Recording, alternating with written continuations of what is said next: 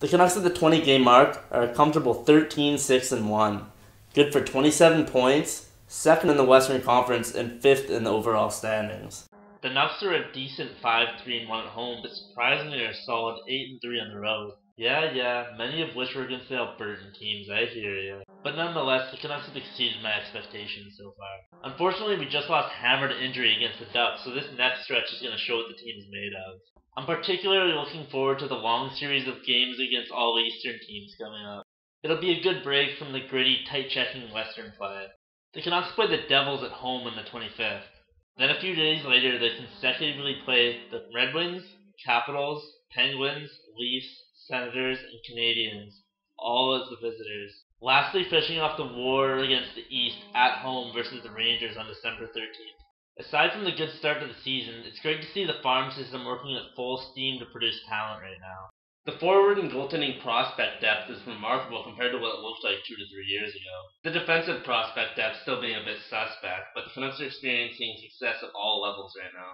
In the bigs, with the unforeseen explosive start they've had to the year. At the American League level too, with Markstrom playing unreal goaltending with 4 shutouts in his first 7 games to start the season in Utica.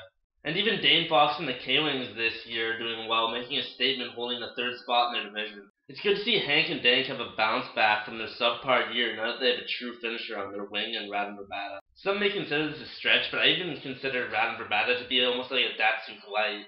Obviously they play different positions, but I feel like they play a similar game style and even have a similar swagger about them as they move across the ice. They both have hands and feet that move quickly and in synchronicity, as well as being able to dangle at high speeds and snipe from all angles. And like Datsuk, Verbata has a quick stick that disrupts passes at the right moment to cause turnovers and quickly transition the puck up the ice in the other direction. That being said, obviously Datsuk is unquestionably the better player. On top of that, I'm also loving the chemistry on the second lines between Bones, Burrows, and Higgs. It's good to see Burrows having that bounce back season, and Bones has come in and solidified that second line. Higgins has been his usual consistent self, working hard and making the most of his opportunities. As for Bones, there's not much I can say that Canucks fans haven't already noticed. He's played spectacular. He's statistically outperforming Kessler in almost every category, as well as he's been a solidifying anchor to that second line that can now consistently score and keep the puck out of their net. That second line makes for a good mix of hard work and talent. My prediction for the Canucks this season is that they'll be heading back to the playoffs, finishing 7th in the West.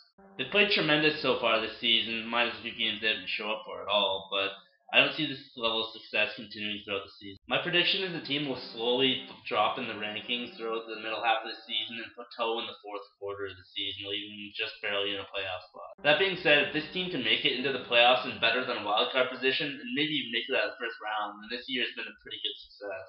Although I probably won't be getting my hopes too high for that until I see a couple more of the Canucks first rounders kind of get introduced into the lineup. The 3 players that surpassed my expectations so far this season are Nick Menino, Chris Higgins, and Lyndon Bay. On top of that, the 3 players playing below my expectations so far this season are Bieksa, Spiza, and Matthias.